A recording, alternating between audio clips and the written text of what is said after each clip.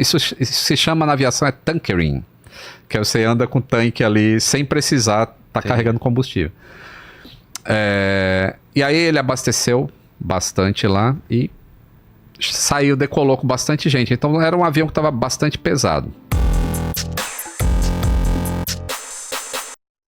O da TAM também foi chocante. Esses dois acidentes foram muito chocantes porque Congonhas era o centro. E isso levantou diversas questões, assim, de você ter um aeroporto enfiado no meio de uma cidade, sendo que o negócio a cidade foi que chegou onde o aeroporto estava. Mas a gente tem isso em outras cidades, assim, um aeroporto que a cidade cresceu em volta? LaGuardia.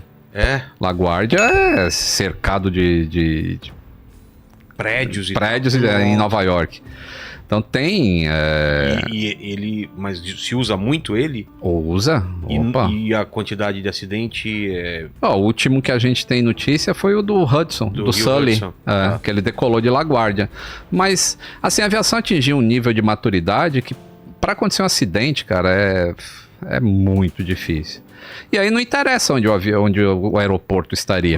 Talvez eles gostariam de ter uma contenção de danos, talvez. Mas... Os que atingiram as torres gêmeas saíram de LaGuardia ou não? Não, esses eram voos cross country, assim, né? Eles saíram... Um saiu de Boston e ia para Los Angeles, o outro saiu de Washington e ia para Los Angeles ou São Francisco. Sim. Então era muito combustível, porque os terroristas já escolheram... Um tanque maior. Um tanque maior com bastante combustível. Porque tava no começo, né? E no começo do voo, e eles desviaram para atingir as torres. Os caras... Se fosse de LaGuardia...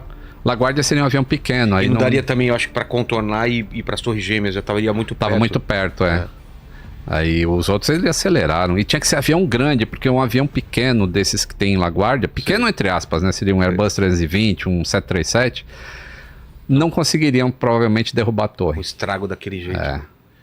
Que aviões que foram aqueles lá? Foi Boeing 757 nas torres. Que são grandes. São grandes. E, na verdade, era um Boeing 757 e um Boeing 767-200. Era um 757 da American, que foi o primeiro, e o 767-200 da United foi o segundo, que é aquele que a TV pegou ao vivo. Sim. Então, aquele era o da United, que é um avião grande. Boeing 767, 2 corredores. Aí teve mais um 67, que é o da Pensilvânia, que foi pro chão. E o do Pentágono? O United 93, né? E teve o do Pentágono, que era um Boeing 757. Tá.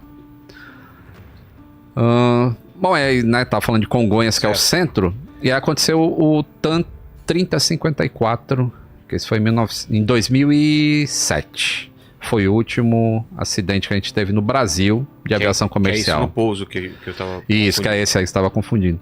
Esse foi impressionante, hein? Esse também foi chocante. Ainda mais porque a gente não pode nunca olhar o acidente só assim como se fosse um ponto só no espaço e vou olhar só isso aqui. Naquela época tinha muita coisa errada no Brasil, cara. De tráfego aéreo, de empresa falindo, a Varig estava falindo.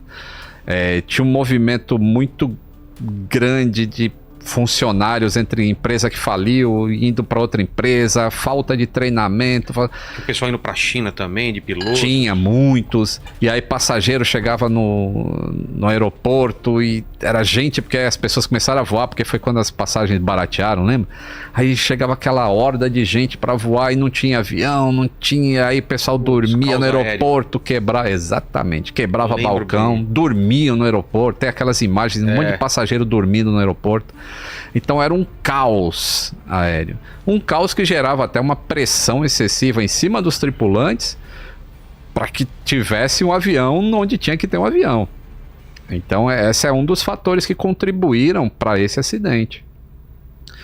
Quer que eu explique mais ou menos o que aconteceu assim bem resumidamente? Então, esse avião tinha um problema... Essa imagem, o que é, Lene? É pós o esse acidente? É pós-acidente. É pós o acidente. E um avião da TAM, coincidentemente, aí nessa foto, pousando, né? Isso. Mas... supostamente o modelo, talvez... Então, é o mesmo modelo. Mas o pouso seria, então, inverso a esse, não vindo daqui pra cá. Isso, era Jabaquara sentido Moema. Porque veio pra lá, escorregou daquele...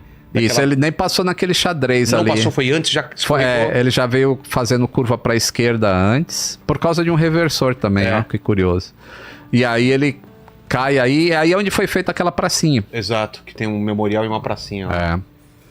Que era o que aí? Que é Era muito- um predinho? Era... Aí tinha um prédio de cargas da própria TAM, que inclusive funcionários da TAM morreram também. Né? Caramba. Então como que foi? Olha lá aquele prédio da TAM, tá vendo a TAM Express? Ah. Tá vendo a cauda do avião ali, ó? Isso foi o quê? Umas 7, 8 horas da noite, talvez? Acho que foi mais ou menos Comecinho isso, é da 6h50, alguma coisa assim. Cara, que desesperador. É. E como que foi então? O avião ia Então, pousar? Esse avião tinha um problema em um dos reversores. O reversor do lado direito, ele estava inoperante. O manual do avião permite... O piloto sabia disso. O piloto sabia disso, é documentado. Tá. E o manual do avião, ele permite que um ou os dois reversores estejam inoperantes. Porque o reversor, ele serve para auxiliar na frenagem do avião. Não é ele que efetivamente para um avião. Se você perder o freio do avião, aí você não consegue parar só com o reversor até a pista acabar. Entendi. Agora, se você tiver sem os dois reversores, você vai frear dentro da pista ainda, porque o cálculo é feito Pra falha desse... para falha desses dois. Fala assim, eu tenho os dois funcionando, mas se falhar os dois, eu ainda paro na pista. Entendi. Isso que é calculado a extensão da pista, então. Isso. Por isso que quando o avião está muito pesado, ele pode pousar em alguns aeroportos, mas não no Santos Dumont, por exemplo. Que é muito curto. Que é muito curto, aí tem um limite que você tem que parar ali, em 1.350 metros, acho, 1.390. Então, existia esse reversor direito inoperante. Aí a tripulação assume e eles vão até Porto Alegre e pousam. E lá, o procedimento de reversor inoperante é feito de maneira correta. Ou seja, as duas manetes foram colocadas em reversão, mesmo um só funcionando. Tá. E aí, quando você freia só de um lado, o avião tem uma tendência a andar para o outro. Então, o piloto controla isso no pedal. Porra. É. E aí ele contrabalanceia essa força, e lá foi feito dessa maneira. Aí lá em Porto Alegre, esse avião voltou para São Paulo lotado. 186 passageiros, parece. Acho que é isso. Não só confirma, acho que é isso, 186, sendo que ele tinha 185 assentos disponíveis. É alguma coisa assim.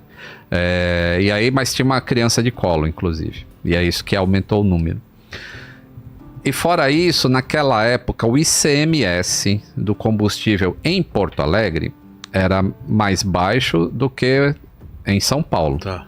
Então, era comum que as empresas aéreas abastecessem mais combustível do que o necessário para fazer o voo, para economizar. Claro. Então, ele pousaria com mais combustível em São Paulo e não precisaria colocar muito mais, economizaria. Então, isso se chama na aviação tankering, que você anda com o tanque ali sem precisar estar carregando combustível. E aí ele abasteceu bastante lá e decolou com bastante gente. Então era um avião que estava bastante pesado. Se fosse hoje...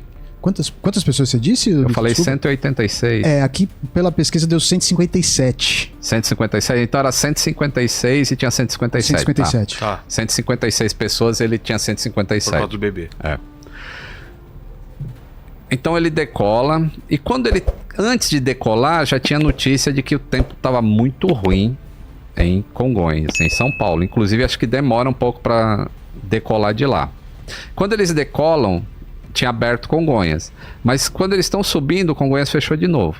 Aí durante a rota, nessa 1h30 de voo, aí as condições em Congonhas melhoraram, mas ainda estava chovendo e a pista molhadíssima. E aí a pista de Congonhas tinha aquele problema do tal do groove, que a água não dispersava, não escorria direito, né? Então eles vêm aproximando. Mas não se sabia disso, cara? Antes? Sabia. Ah, tá. Eles sabiam. Inclusive, acho que uns 2 dias antes, um avião derrapou lá em Congonhas e tinha vários reportes de piloto, mas a gente tá no caos aéreo, é isso que eu tô falando. Tá. Então existia reportes e mantinha o aeroporto funcionando e blá blá blá. E aí os pilotos falam, né? Eles briefam e falam, eu tô com o reversor direito inoperante. Aí, no relatório final desse acidente, o CENIPA, ele faz que não é muito usual fazer isso, é fazer uma inferência do que será que o piloto estava pensando. Mas eles colocam assim, não Como é que eles escrevem? Assim, esse fator não é Relevante. Confirmado. Não é confirmado alguma coisa assim. É uma... Quando é confirmado, eles falam lá na hora. Isso aqui contribuiu, isso aqui contribuiu. Isso aqui não, tipo, não sabemos. Mas, analisando todos os dados, poderia se inferir que era isso. Entendi. Então, na descida, o piloto sabe que Congonhas é uma pista pequena. Ele sabe que ele está pesado. Ele sabe que a pista está molhada. Um engano na hora de pousar, sob tensão, com tempo ruim. Numa pista ao contrário, porque normalmente em Congonhas se pousa no sentido de Moema, né? Você passa em cima dos prédios, em cima do shopping Ibirapuera e pousa. E nesse dia estava tão ruim o tempo que o pouso estava sendo ao contrário. Você pousava no sentido do Jabaquara para Moema. Entendi.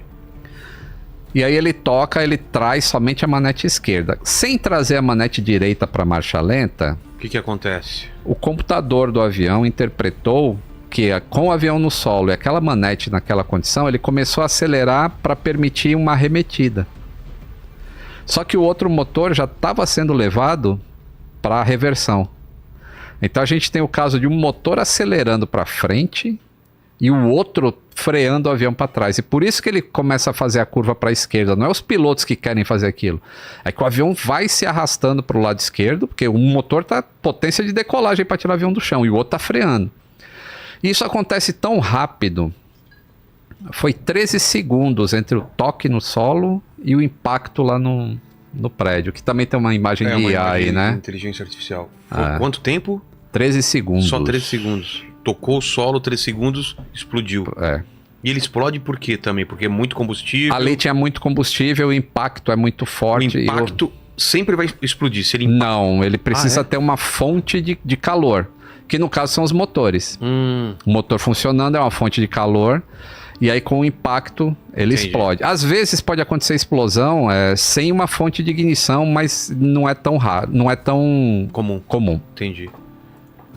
E foi impressionante isso daí, né? E foi impressionante, aí... O pessoal relatou se foi um estrondo, como que foi, a galera que tava por lá, os relatos. Foi. E do teve... Não pegou na pista? Não, isso foi um negócio extremamente incrível.